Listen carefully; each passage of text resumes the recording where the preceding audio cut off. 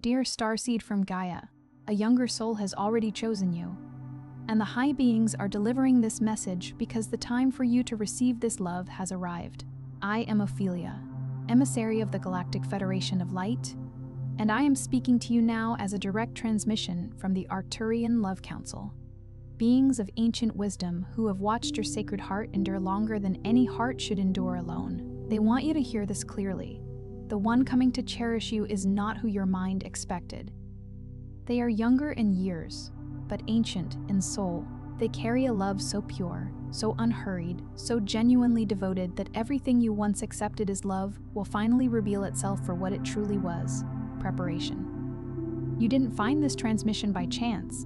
Your heart called this message in. Something inside you already feels the truth of what is being said, because your soul has been quietly sensing this arrival. By the end of this transmission, you will understand exactly how to recognize this younger soul, why the Arcturian Council is bringing this connection forward now, and how to open your sacred heart to receive a love that does not diminish you.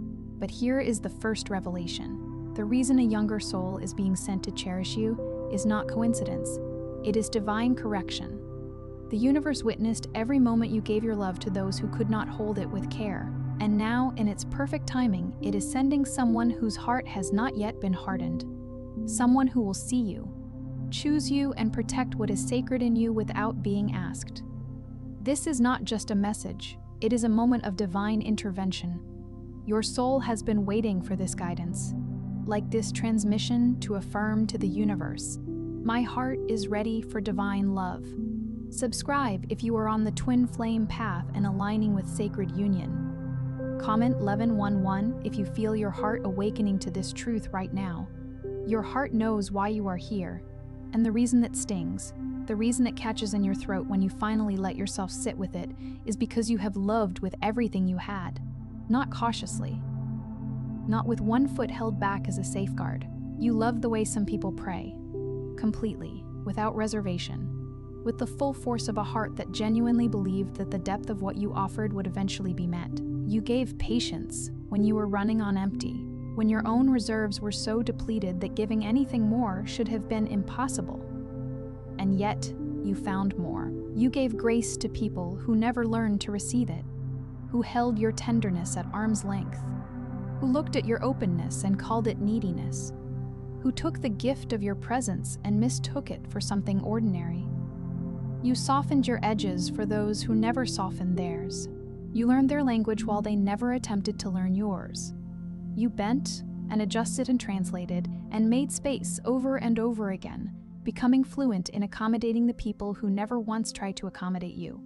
And somewhere along the way, not in a single dramatic moment, but slowly, the way water shapes stone, you started to believe that this was just what love cost, that the exhaustion was part of it, that the ache of being the one who cared more was simply the texture of depth, that one-sidedness was not a dysfunction but a feature, that it was somehow noble to pour endlessly into vessels that never filled, that having a heart like yours meant accepting its perpetual depletion as the natural order of things. You built an entire inner philosophy around your own suffering and called it love. You wore the weight of it like a virtue. And in doing so, you became so accustomed to carrying everything that you forgot what it felt like to be held. But the high beings are not here to validate that story. They are here to dismantle it. What was shared with you just now, the truth that a younger soul is moving toward you, is not a consolation prize. It is not the universe handing you something second best because the ones you wanted didn't choose you. This is a course correction. This is the field of your life reorganizing itself around what you actually deserve, not around what you were conditioned to accept.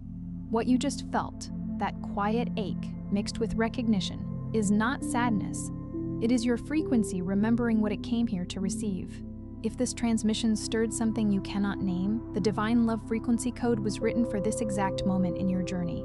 It contains 5 sacred Arcturian transmissions designed to dissolve the wounds blocking your divine counterpart and activate the signal that draws them closer.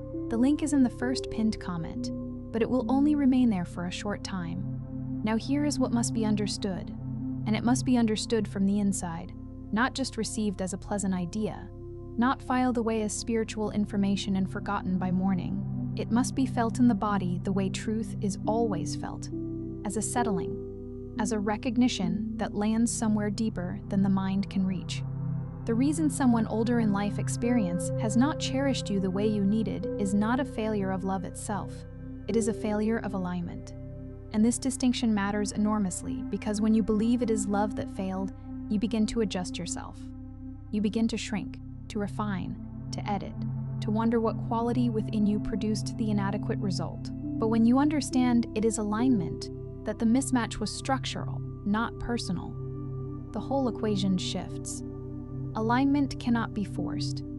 It cannot be earned through more effort, through greater understanding, through an expanded capacity for forgiveness. Alignment is not a reward for spiritual labor. It either exists in the energetic foundation of a connection woven into its very origin, or it does not.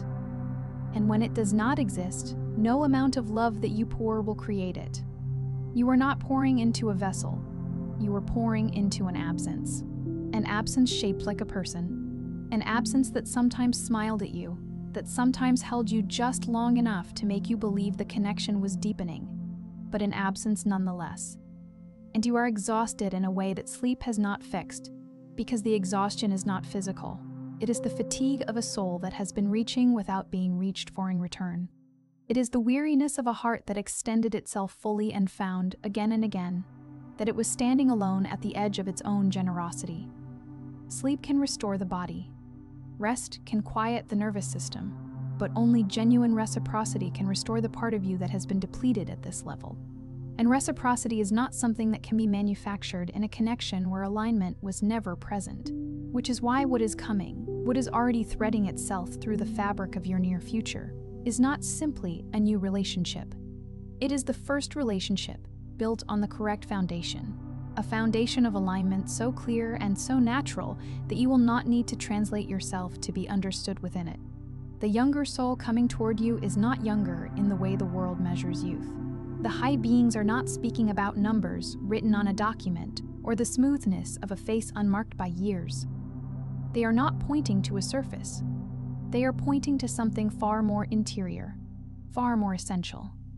They are speaking about a soul that has not yet been hardened, a soul that came into this life with its openness intact, that has not yet constructed the elaborate defensive architecture that your past connections had already spent years fortifying before you ever arrived on their threshold. Think about that for a moment.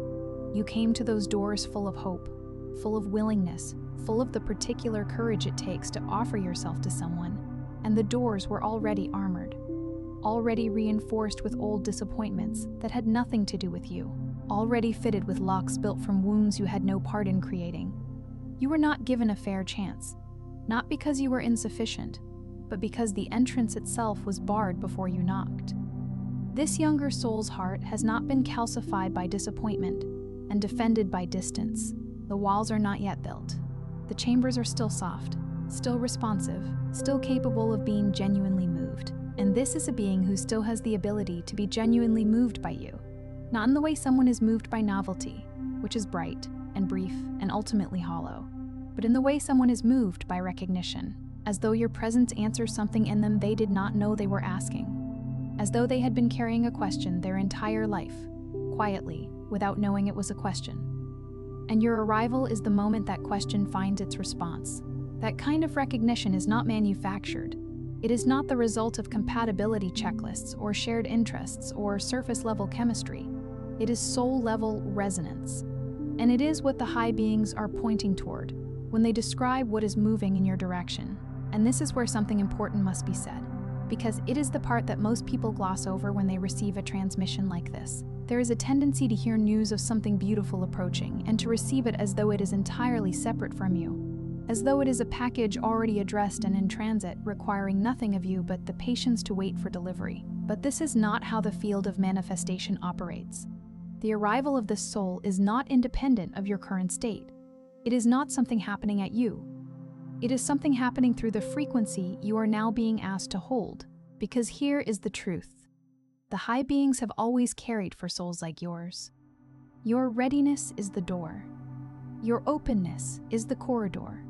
Your willingness to believe in the reality of what is coming is the very mechanism by which it draws closer. And right now, that door has a lock on it. And the lock is made of every moment you told yourself that this kind of love was not actually available to you. You locked it, slowly, across years of reaching and being disappointed, across every time someone received your love and failed to honor it, across every version of yourself that accepted less, because you feared that asking for more would mean losing the little you had, across every night you spent convincing yourself that perhaps this was simply what love looked like for a person like you. These were not failures of character. They were not evidence of a soul unworthy of more. They were learnings the soul required, experiences the heart needed to pass through in order to understand from the inside what love is not, so that when love in its truest form arrived, the recognition would be instantaneous and complete. But the learning is complete now. The beings are saying this plainly, without softening and without ambiguity. The lesson of loving without reciprocity is finished. You have passed it. You do not need to repeat it. You do not need one more relationship that teaches you how it feels to be the only one trying. And if you remain in the vibration of that lesson, if you carry the posture of someone who expects to be undervalued, who braces for the disappointment even while hoping for something different, you will delay the arrival of what is already in motion toward you, because the signal you send is the signal the universe responds to. So the first thing being asked of you is this: you must stop making yourself smaller in preparation for love. You have likely developed this habit across so many years that it no longer feels like a choice. It feels like consideration, like tact, like the reasonable adjustment of someone who has learned from experience. But it is not that. You have likely developed a reflex, perhaps entirely unconscious at this point, of preemptively shrinking, of not expressing the fullness of what you feel because you do not want to overwhelm someone who has already demonstrated they are easily overwhelmed by the size of your heart, of softening your needs before you even speak them, filing their edges down until they are so gentle and undemanding that they barely resemble needs at all, so that whoever hears them will have no reason to feel burdened, of hiding the depth of your soul because depth has previously made people retreat, because you have learned through painful repetition that showing everything risks being left with nothing. But this shrinking is not wisdom. It is not the refined awareness of someone who has learned how to love more skillfully. It is a protective wound wearing humility's clothing. It is your nervous system making itself small to avoid the pain of being too much, while your soul quietly starves from the effort of containing itself. And the younger soul moving toward you cannot find you at that frequency. They are not calibrated to your compressed signal. They are tuned to your full transmission, to the unedited, undiminished, uncensored version of who you are when you are not performing smallness for the comfort of those who couldn't hold you. When you compress yourself, you become invisible to the one who needs to find you.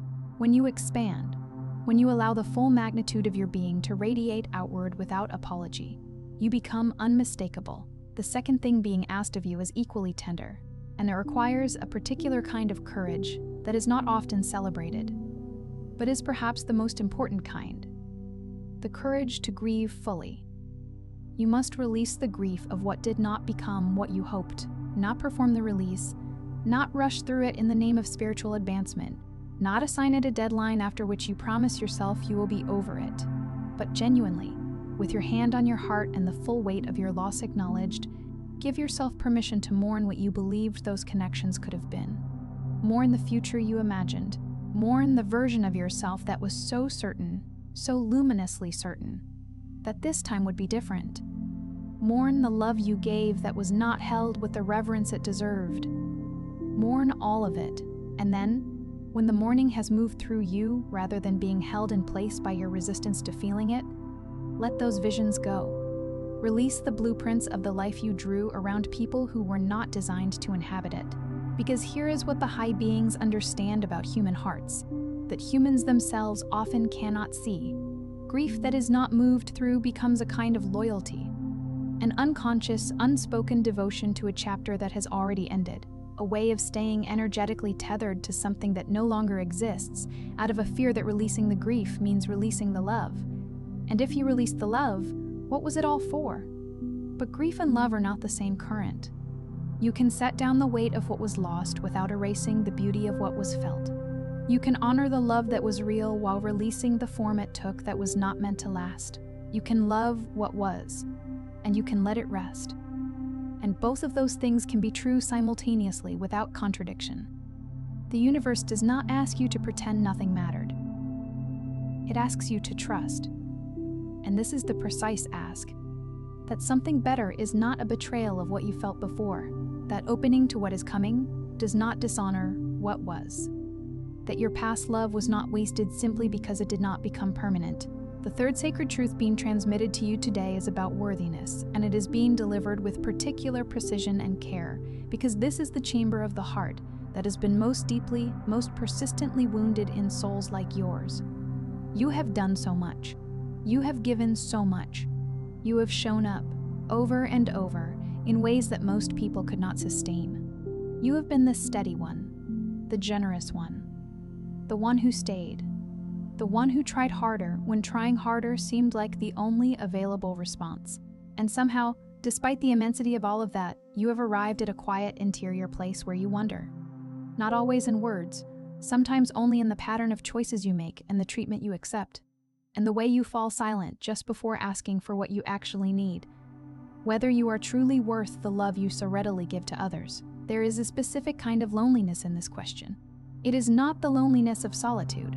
It is the loneliness of someone surrounded by love they give and love they witness and love they believe in, profoundly and yet secretly in their most honest inner chamber, suspects that they themselves are somehow exempt from being its recipient.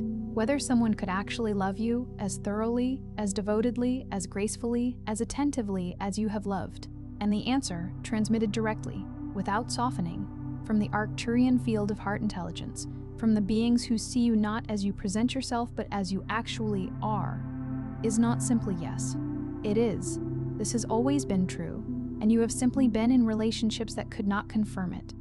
Not because you are not worthy of confirmation, but because the mirrors you stood before were cracked, and cracked mirrors cannot show you your true reflection no matter how clearly you present yourself to them.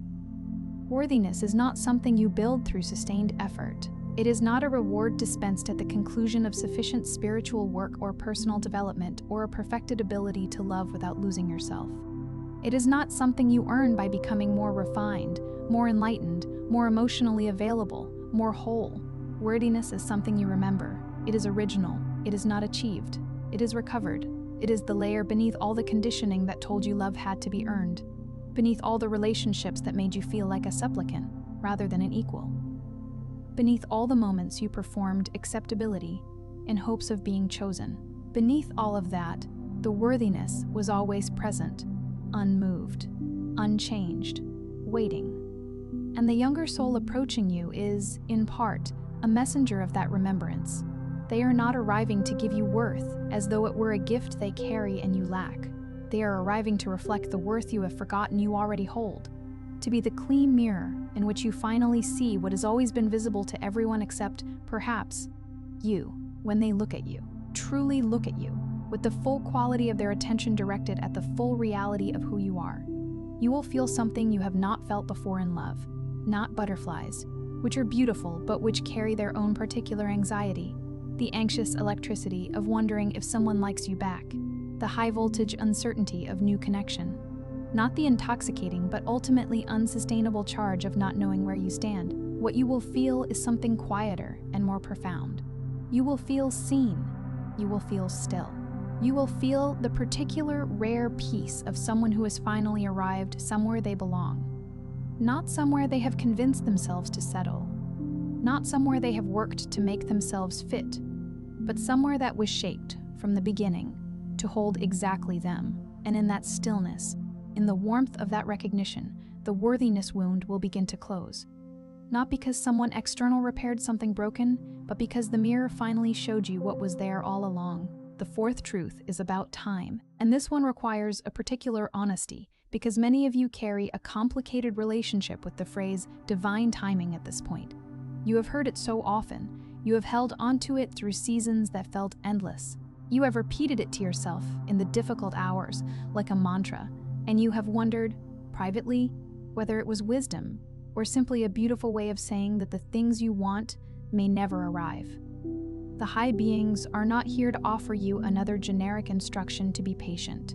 They are not here to send you back to the waiting room with a reminder that everything happens for a reason. They are here to clarify something more precise and more actionable than patience. Divine timing is not passive. It is not a suspended state in which you exist in a kind of spiritual dormancy while the universe processes your request and schedules your delivery. Divine timing is a collaboration between your frequency and the field that responds to it. It is dynamic, it is responsive, it moves in direct relationship to the signal you are broadcasting.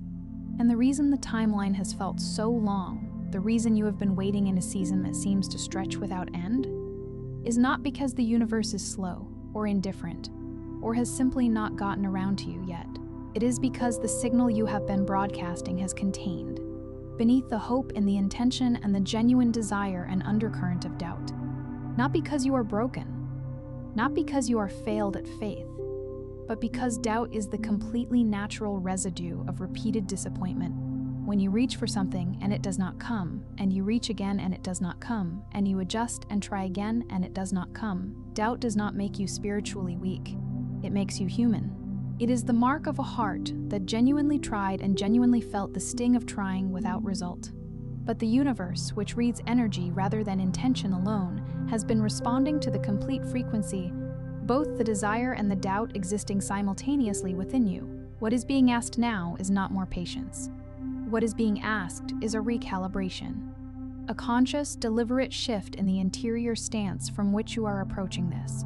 A decision made not by the analytical mind, but by the heart itself, to act as though the love coming toward you is real, to treat it as real, to speak of it as real, to prepare for it, energetically and practically, the way you would prepare your home for a beloved guest, with the specific, focused attention of someone who knows the guest is arriving, not someone who hopes they might. Not in performance, not as a technique you deploy to speed up a result. In genuine, embodied, unhurried readiness. The kind of readiness that is itself already a form of welcoming. The fifth transmission is perhaps the most profound of all that has been shared today, and it is the one the high beings held in reserve for this moment. When the previous truths have opened you enough that this final one can be received at the depth it requires. You have a tendency, and this is being named with the deepest love, with no judgment and no reproach, to be more devoted to love as a concept than to yourself as the specific, singular, irreplaceable being who deserves to experience it. You have lived in the cathedral of longing for so long that the longing itself has become familiar, sacred even. You have found profound meaning in the searching, in the yearning, in the exquisite ache of reaching towards something beautiful that has not yet fully arrived. And there is genuine beauty in that ache. A great, ancient, luminous beauty that has produced in you a depth of soul that cannot be manufactured and cannot be rushed. The longing made you who you are in ways that ease never could have. But it is time. And the high beings are saying this with the precision of a surgeon and the tenderness of a parent. For the beauty to become embodied rather than imagined, for the longing to become landing, for the story you have been telling yourself about love to cease being a story and begin being a lived experience, because this is the ultimate destination of the journey, not the refinement of the seeking, but the arrival at the destination. The seeking was always moving toward this younger soul. This being the high beings have already perceived in the woven threads of your path. They are not coming to give you a beautiful story of sacred love to tell others. They are coming so that you can set down the narrative and inhabit the reality, so that love becomes something that happens in your body, in your days, in the ordinary and the extraordinary moments of your actual life, rather than something that lives only in your most private hopes. Here is the truth that must be received before this transmission closes. Received not as words passing through the mind, but as knowing settling into the bones. You are not someone love has forgotten. You are not a soul that fell through some cosmic crack and missed the assignment of being cherished. You are someone love has been carefully, deliberately, precisely preparing for. Every relationship that did not last was not a failure. It was a calibration, a refinement, a careful shaping of what you are capable of receiving and recognizing. Every moment you spent wondering if you were too much or not enough, or somehow fundamentally misconfigured for the kind of love you wanted. Those moments were not evidence of your inadequacy. They were the pressure applied by life to form you into someone capable of holding a love this pure without being destabilized by it. The way heat and pressure form a diamond from carbon, the difficulty of your love story so far has been forming the capacity in you to hold something extraordinary without flinching, without shrinking, without unconsciously sabotaging it because it feels too large for who you believed yourself to be. You did not fail at love. You graduated from love's earlier curriculum. The tests were real. The lessons were necessary. The pain was not punishment. It was instruction at the level the soul required in order to be ready for this. And what is coming is not another lesson in the same curriculum. It is something else entirely. It is the love your soul wrote into its contract before this incarnation began. The specific, resonant, reciprocal, expanding love that was always meant for you. The kind that does not require you to diminish yourself in order to fit inside it. The kind that does not ask you to edit your sensitivity or your depth or your capacity for devotion. The kind that does not make you feel like too much. The kind that expands, genuinely and naturally expands, around the full dimension of who you are, and calls that dimension a gift rather than a burden. Tonight, before sleep comes, before the mind returns to its ordinary preoccupations and its habitual questions, place your hand over your heart. Feel the warmth of your own presence. Breathe slowly enough to feel the breath as it moves. As it fills you and releases, a rhythm that has sustained you through every season of difficulty without your having to ask it to.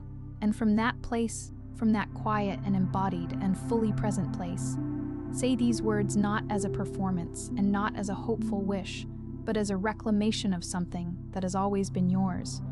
I am not too late. I am not too much. I am not waiting in vain. The love the universe has always known I deserve is real and it is moving, and I am ready. Before you scroll, take a moment to be part of what is forming here. Drop one intention in the comments, something real from your heart journey. Then respond to someone else's with encouragement or love. This is not content. It is collective healing. Love multiplies when hearts connect. If something in this message resonated, do not keep it to yourself. Someone in your life is waiting for this exact activation. Share it. And if you felt a soul nudge, subscribe. Stay in the flow of divine love guidance. You are not just watching, you are healing. This is your sacred space. And we are just getting started.